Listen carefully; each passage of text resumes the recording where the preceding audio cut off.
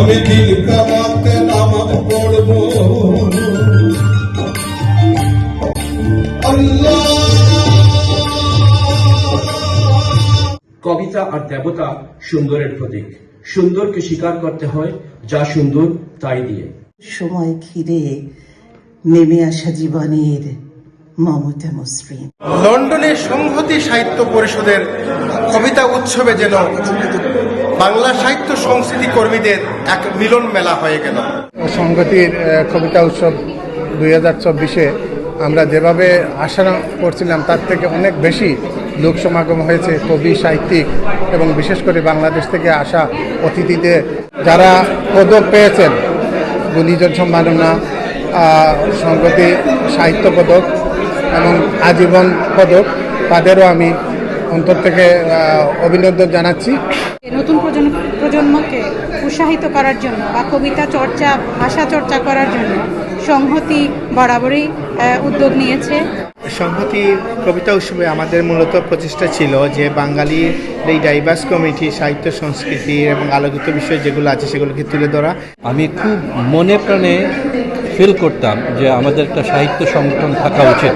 ওরা আমার পাশে দুইজন আছে, আমি ওদের সাথে সেই জন্মলগ্ন থেকে জড়িত। সংহতি আজকে যে সম্মাননা দিয়েছে সাহিত্যের জন্য আমার অত্যন্ত ভালো লেগেছে, খুবই সম্মানিত বোধ করেছি।